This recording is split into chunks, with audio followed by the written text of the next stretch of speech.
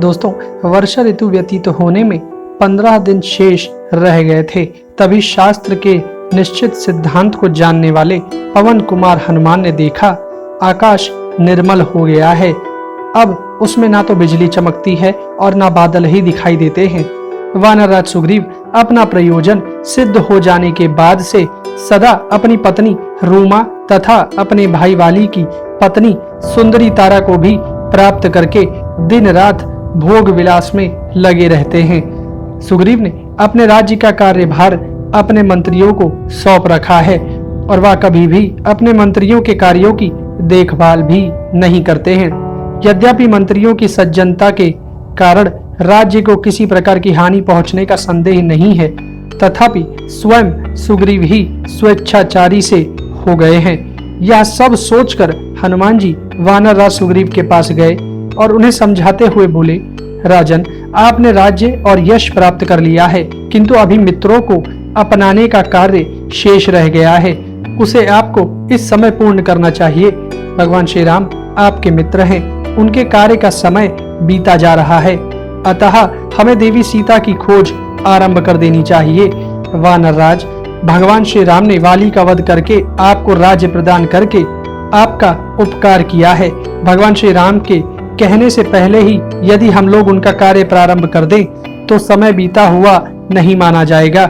हनुमान जी की यह बात सुनकर सुग्रीव ने भगवान श्री राम का कार्य सिद्ध करने का निश्चय करते हुए नील नामक वानर को समस्त दिशाओं से संपूर्ण वानर सेनाओं को एकत्र करने की आज्ञा दी और साथ ही यह आदेश भी दिया कि जो वानर 15 दिनों के बाद यहाँ पहुंचेगा उसे प्राण दंड दिया जाएगा। यह कहकर वानरराज सुग्रीव अपने महल में चले गए। कुछ समय उपरांत भगवान श्री राम ने देखा, आकाश श्वेत वर्ण का हो रहा है, चंद्रमंडल स्वच्छ दिखाई देता है। उन्होंने सोचा, सुग्रीव काम में आसक्त हो रहा है, जनक कुमारी सीता का अब तक कुछ पता नहीं लगा है और रावण पर चढ़ाई करने का समय भी बीता जा रहा है। यह सब देखकर अत्यंत आतुर हुए भगवान श्री राम का हृदय व्याकुल हो उठा। भगवान श्री राम को इस प्रकार व्याकुल देख लक्ष्मण ने उनसे कहा, आर्य, शोक के कारण आपके चित्त की एकाग्रता नष्ट हो रही है। क्या इस समय योग का सहारा लेने से, मन को एकाग्र करने से यह सारा शोक समाप्त नहीं हो सकता है? तात, आप अपने मन को प्रसन्न कीजिए और चित्त की एकाग्रता बनाए रखिए। लक्ष्मण की यह बात सुनकर भगवान श्री राम ने कहा, कुमार, तुमने जो बात कही है वह वर्तमान समय में हितकर, भविष्य में भी सुख पहुंचाने वाली, धर्म और अर्थ से भी संयुक्त है।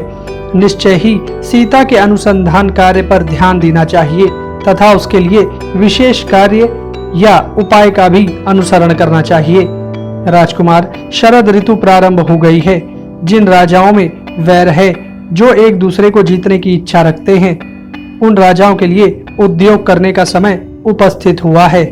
किंतु ना तो मैं सुग्रीव को यहाँ उपस्थित देखता हूँ और ना उनका कोई वैसा उद्योग ही दिखाई पड़ रहा है। अतः लक्ष्मण, तुम मेरी आज्ञा से किष्किंधापुरी में जाओ और विषय भोग में फंसे हुए मूर्ख वानर राज सुग्रीव से इस प्रकार कहो, जो अपने मुख से प्रतिज्ञा के रूप में निकले हुए वचनों का पालन करता है, वह वीर समस्त पुरुषों में श्रेष्ठ माना जाता है। जो अपना स्वार्थ सिद्ध हो जाने पर अपने वचन का पालन नहीं करते हैं, वह संसार के सभी पुरुषों में नीच है। लक्ष्मण, सुग्रीव ने यह प्रतिज्ञा की थी कि वर्षा का अंत होते ही सीता की खोज आरंभ कर दी जाएगी, किंतु वह क्रीड़ा विहार में इतना तन्मय हो गया है कि इन बीते हुए 4 महीनों का उसे कुछ पता ही नहीं है। वीर लक्ष्मण, तुम जाओ, सुग्रीव से बात करो, मेरे रोष का जो स्वरूप है वह उसे बताओ और मेरा यह संदेश भी कह सुनाओ कि तुम सनातन धर्म पर दृष्टि रखकर अपनी की हुई प्रतिज्ञा को सत्य कर दिखाओ, अन्यथा वाली मारा जाकर जिस रास्ते से गया है वह रास्ता आज भी बंद नहीं हुआ है, इसलिए तुम वाली के मार्ग का अनुसरण ना करो। भगवान श्री राम को इस प्रकार दुख में डूबे तथा रोष से युक्त बोलते देख लक्ष्मण जी ने सुग्रीव के प्रति कठोर भाव धारण कर लिया और भगवान श्री राम से कहा, आर्य, सुग्रीव वानर है, उसकी बुद्धि मारी गई है, इसलिए वह विषय भोगों में आसक्त हो गया है। आर्य, मेरे क्रोध का वेग बढ़ा हुआ है, मैं इसे रोक नहीं सकता। उस असत्यवादी सुग्रीव को मैं आज ही मार डालता हूँ। उसके उपरांत वाली कुमार अंगद ही राजा होकर देवी सीता की खोज करेंगे। ऐसा कहकर लक्ष्मण धनुष बाण हाथ में लेकर बड़े वेग से चल पड़े। तब भगवान श्री राम ने उन्हें शांत करने के लिए कहा, सुमित्रा नंदन, तुम जैसे श्रेष्ठ पुरुष को मित्रवध जैसा आचरण नहीं करना चाहिए। लक्ष्मण, तुम सदाचारी हो, सुग्रीव के प्रति जो तुम्हारा प्रेम था उसी का अनुसरण करो और उसके साथ जो मित्रता की गई है उसे निभाओ। तुम्हें सुग्रीव से इतना ही कहना चाहिए कि तुमने सीता की खोज के लिए जो समय नियत किया था वह बीत गया है और तुम अभी तक चुप क्यों बैठे हो। भगवान श्री राम की यह वचन सुनकर रोष में भरे हुए लक्ष्मण जी वानरराज सुग्रीव के भवन की ओर चल दिए। लक्ष्मण जी के क्रोध का वेग इतना बढ़ा हुआ था कि वे मार्ग में पड़ने वाले विशालकाय वृक्षों को गिराते हुए तथा पर्वत शिखरों को उठा उठाकर दूर फेंकते जाते थे। तेजी के साथ चलते हुए लक्ष्मण जी पहाड़ों के बीच बसी किष्किंधापुरी में जा पहुंचे। लक्ष्मण जी को क्रोध में भरा देख नगर के बाहर विचर रहे रक्षक वानर भयभीत होकर इधर उधर भागने लगे तथा कई श्रेष्ठ वानरों ने सुग्रीव के महल में जाकर लक्ष्मण जी के आने और उनके क्रोध का समाचार निवेदन किया। उस समय काम के अधीन हुए सुग्रीव भोग आसक्त हो तारा के साथ थे, इसलिए उन्होंने उन वानरों की बातें नहीं सुनी। दोस्तों, लक्ष्मण जी के नेत्र क्रोध से लाल हो गए थे और वह लंबी लंबी सांस खींच रहे थे कि तभी कई महाबली वानरों के साथ युवराज अंगद डरते डरते लक्ष्मण जी के पास आए। तो लक्ष्मण जी ने अंगद से कहा कि बेटा, सुग्रीव को मेरे आने की सूचना दो, बस इतना ही कहकर तुम शीघ्र मेरे पास लौट आओ।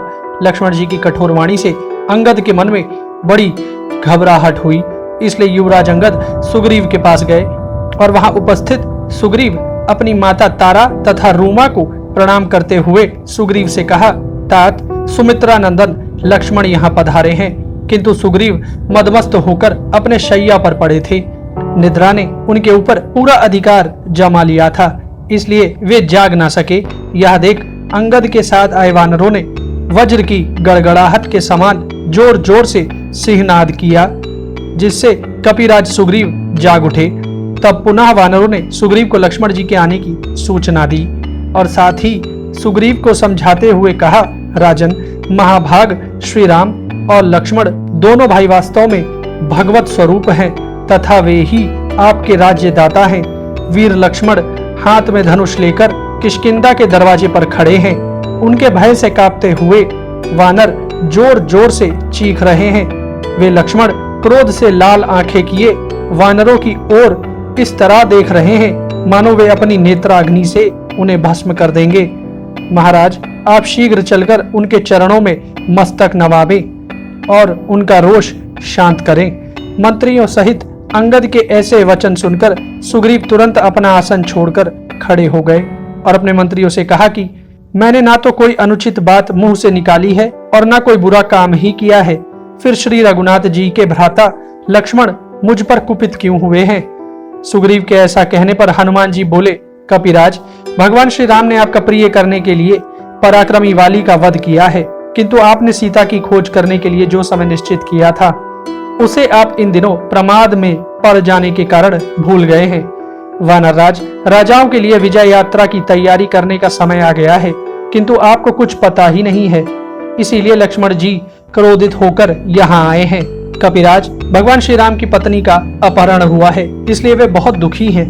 अतः यदि लक्ष्मण जी के मुख से उनका कठोर वचन भी सुनना पड़े तो आपको चुपचाप सह लेना चाहिए। अपराध आपकी ओर से हुआ है, अतः हाथ जोड़कर लक्ष्मण जी को प्रसन्न करने के सिवा आपके लिए और कोई दूसरा कर्तव्य मैं नहीं देखता हूँ। सुग्रीव के आने में विलंब होता देख महाबली लक्ष्मण क्रोध में भरकर स्वयं ही सुग्रीव के भवन की ओर चल पड़े। लक्ष्मण को इस प्रकार राजभवन की ओर बढ़ता देख राजमार्ग पर उपस्थित सभी वानर भय से कांपने लगे। तेज कदमों से चलते हुए लक्ष्मण जी सुग्रीव के महल के भीतर प्रविष्ट हुए तो वहां सुग्रीव के अंतापुर की स्त्रियों को देखकर वहीं ठहर गए और क्रोध में भरकर अपने धनुष की प्रत्यंचा खींचकर अपने धनुष की टनकार दी, जिसकी ध्वनि से समस्त दिशाएं गूंज उठी। धनुष की टनकार सुनकर सुग्रीव समझ गए कि लक्ष्मण जी यहाँ तक आ पहुंचे हैं। फिर तो वह भय से कांप उठे और उनका मुख सूख गया। भय के कारण घबराते हुए सुग्रीव का लक्ष्मण जी के सामने जाने का साहस नहीं हुआ। अतः वे परम सुंदरी तारा से बोले, तुम्हारे देखने में कुमार लक्ष्मण के रोष का आधार क्या है? ये मनुष्यों में श्रेष्ठ हैं, अतः बिना किसी कारण के निश्चय ही क्रोध नहीं कर सकते हैं। यदि हम लोगों ने इनका कोई अपराध किया हो और तुम्हें उसका पता हो तो अपनी बुद्धि से विचार कर शीघ्र ही बताओ, अथवा तुम स्वयं ही जाकर लक्ष्मण जी को देखो और उन्हें प्रसन्न करने का प्रयत्न करो। उनका हृदय शुद्ध है, तुम्हारे सामने वे क्रोध नहीं करेंगे, क्योंकि महात्मा पुरुष स्त्रियों के प्रति कभी कठोर बर्ताव नहीं करते हैं। जब तुम अपने मीठे वचनों से उन्हें शांत कर दोगी, उस समय मैं लक्ष्मण जी के दर्शन करूंगा। सुग्रीव के ऐसा कहने पर शुभ लक्षणा तारा लक्ष्मण जी के पास आई। तारा पर दृष्टि पड़ते ही राजकुमार लक्ष्मण अपना मुंह नीचा करके उदासीन भाव से खड़े हो गए। तारा ने शांत हो चुके लक्ष्मण जी को देख उनसे कहा, राजकुमार, आपके क्रोध का क्या कारण है? यहाँ ऐसा कौन है जो आपकी आज्ञा के अधीन नहीं है? आपका यह क्रोध क्यों और किस पर है राजकुमार? तारा की यह बात सुनकर लक्ष्मण जी ने उससे कहा, तारे, तुम्हारा पति सुग्रीव विषय भोग में आसक्त होकर धर्म और अर्थ के संग्रह का लोप कर रहा है। तुम इसे समझाती क्यों नहीं? हम लोग शोक में डूबे हुए हैं, परंतु हमारी इसे तनिक भी चिंता नहीं होती है। यह केवल अपने विषय भोगों का ही सेवन कर रहा है।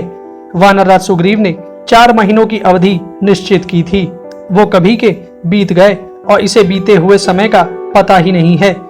पुरुष के लिए इस तरह मद्यपान अच्छा नहीं माना जाता है, क्योंकि मद्यपान से अर्थ, धर्म और काम तीनों का नाश होता है। लक्ष्मण जी की बात सुनकर तारा उनसे बोली, राजकुमार, आत्मीय जनों पर क्रोध करना उचित नहीं होता है। सुग्रीव के मन में सदा आपका कार्य सिद्ध करने की इच्छा बनी रहती है, अतः यदि उनसे कोई भूल भी हो जाए तो उसे आपको क्षमा करना चाहिए। श्री राम के कार्य में जो विलंब हुआ है उससे मैं भी अपरिचित नहीं हूँ, किंतु सुग्रीव ने आपका कार्य सिद्ध करने के लिए बहुत पहले से सभी को आज्ञा दे रखी है, जिसके फलस्वरूप विभिन्न पर्वतों पर निवास करने वाले लाखों करोड़ों वानर यहाँ उपस्थित हुए हैं। तारा की यह बात सुनकर लक्ष्मण जी के हृदय की आशंका समाप्त हो गई। तब तारा उनसे विनती करते हुए कहती है, राजकुमार, दूसरे की स्त्रियों को देखना अनुचित समझकर जो आप भीतर नहीं आए, इसके द्वारा आपने सदाचार की रक्षा की है। अतः अब भीतर आइए, मित्र भाव से स्त्रियों की ओर देखना, उनके प्रति माता बहन आदि का भाव रखकर दृष्टि डालना सत्पुरुषों के लिए अधर्म नहीं है। इस प्रकार तारा अपने वचनों से लक्ष्मण जी को प्रसन्न कर उन्हें महल के भीतर ले जाती है। दोस्तों, तारा के आग्रह पर लक्ष्मण जी सुग्रीव के महल के भीतर आते हैं। वहां जाकर वह देखते हैं कि एक सोने के सिंहासन पर सुग्रीव विराजमान है। पास ही रूमा तथा अन्य स्त्रियां उन्हें घेर कर खड़ी हैं। लक्ष्मण जी को देखते ही सुग्रीव की सारी इंद्रियां व्यथित हो उठती हैं और वह सिंहासन छोड़कर कूद पड़ते हैं और हाथ जोड़कर लक्ष्मण के पास आते हैं। सुग्रीव को देख लक्ष्मण जी क्रोध में उससे कहते हैं, वानरराज, धैर्यवान, कुलीन, दयालु, जितेंद्रिय और सत्यवादी राजा का ही संसार में आदर होता है। जो राजा अधर्म में स्थित होकर मित्रों के सामने की हुई प्रतिज्ञा को झूठी कर देता है, उससे बढ़कर अत्यंत क्रूर कौन होगा? वानरराज, यदि तुम महात्मा रघुनाथ जी के किए हुए उपकार को नहीं समझोगे तो शीघ्र ही उनके बाणों से मारे जाओगे। लक्ष्मण जी की बात सुनकर तारा उनसे कहती है, कुमार लक्ष्मण, आपको सुग्रीव से ऐसी बात नहीं करनी चाहिए। ये वानरों के राजा हैं, अतः इनके प्रति कठोर वचन बोलना उचित नहीं है। कपिराज सुग्रीव न कृतज्ञ है, न शठ है, न क्रूर है, न सत्यवादी है और न कुटिल ही है। श्री राम के कृपा प्रसाद से ही इन्होंने वानरों के राज्य को, यश को, रूमा को तथा मुझको भी प्राप्त किया है। पहले इन्होंने बड़ा दुख उठाया है, अब इस उत्तम सुख को पाकर ये इसमें ऐसे रम गए कि इन्हें समय का ज्ञान नहीं रहा। ठीक उसी तरह जैसे विश्वामित्र मुनि को मेनका में आसक्त हो जाने के कारण समय की सुध बुध नहीं रह गई थी। राजकुमार लक्ष्मण, कहते हैं धर्मात्मा महामुनि विश्वामित्र ने मेनका में आसक्त होने के कारण 10 वर्ष के समय को एक दिन ही माना था। काल का ज्ञान रखने वाले श्रेष्ठ मुनि विश्वामित्र को भी जब काल का ज्ञान नहीं रह गया था, फिर ये तो एक साधारण वानर है। अतः परम कृपालु श्री रघुनाथ जी को इनका यह अपराध क्षमा करना चाहिए। राजकुमार, मैं एकाग्र हृदय से सुग्रीव के लिए आपसे कृपा की याचना करती हूँ। आप क्रोध का परित्याग कीजिए, क्योंकि मेरा तो ऐसा विश्वास है कि सुग्रीव भगवान श्री राम का प्रिय करने के लिए रूमा का, मेरा, कुमार अंगद का तथा संपूर्ण राज्य का भी परित्याग कर सकते हैं।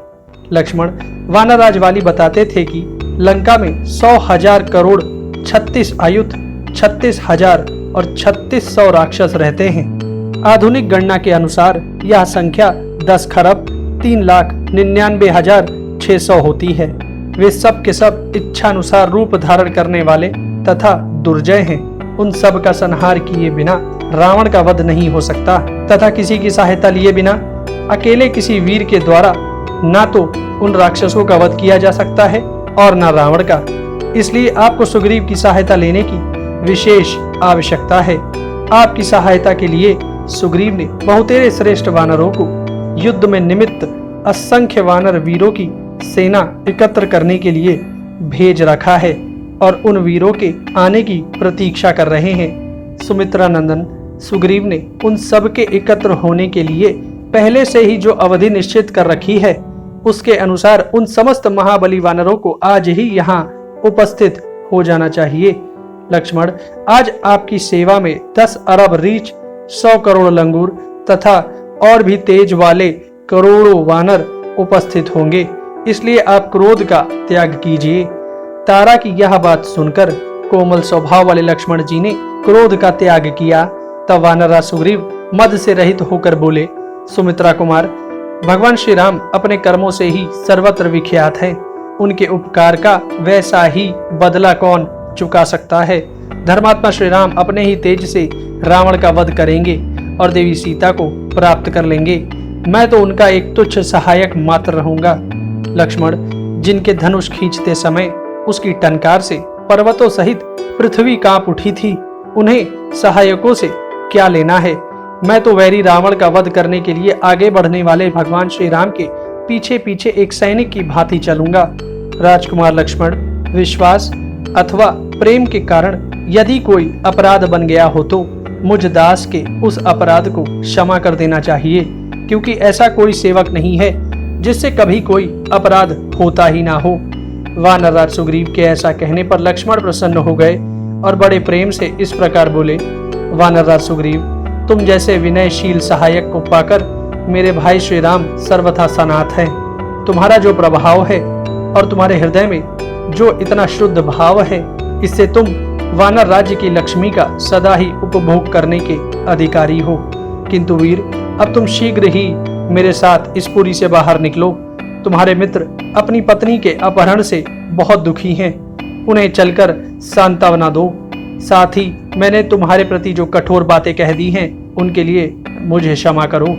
लक्ष्मण जी ने ऐसा कहा। तब सुग्रीव अपने पास ही खड़े हनुमान जी से बोले, हनुमान, मेरी आज्ञा से पहले जो वानर भेजे गए हैं, उनको जल्दी बुलाने के लिए तुम पुनः दूसरे श्रेष्ठ वानरों को भेजो, जो मेरी आज्ञा से समय के भीतर यहाँ ना आए। उन्हें राज्याज्ञा को कलंकित करने के अपराध में मार डालना चाहिए। वानरराज सुग्रीव की बात सुनकर वायुपुत्र हनुमान जी ने संपूर्ण दिशाओं में बहुत से पराक्रमी वानरों को भेज दिया। राजा की आज्ञा पाकर वह सभी वानर तत्काल आकाश में पक्षियों के मार्ग से चल पड़े। उन वानरों ने समुद्र के किनारे, पर्वतों पर, वनों में और सरोवरों के तट पर रहने वाले वानरों को उनके राजा सुग्रीव का संदेश कह सुनाया। अपने राजा का मृत्यु दंड का आदेश सुनकर वे सभी वानर भय से थर्रा उठे और तुरंत ही किष्किंधा की ओर प्रस्थित हुए। इस प्रकार 3 करोड़ वानर उस स्थान पर जाने के लिए निकल पड़े जहां भगवान श्री राम विराजमान थे। धीरे धीरे भूमंडल में जहां तक वानर राज सुग्रीव का संदेश पहुंचता रहा, वहां से असंख्य वानर किष्किंधा की ओर चल पड़े तथा हनुमान जी द्वारा भेजे गए सभी शीघ्रगामी वानर कुछ समय उपरांत ही सुग्रीव के पास वापस आकर उनसे बोले, महाराज, हम लोग सभी पर्वतों, नदियों और वनों में घूम आए। भूमंडल के समस्त वानर आपकी आज्ञा से यहाँ आ रहे हैं।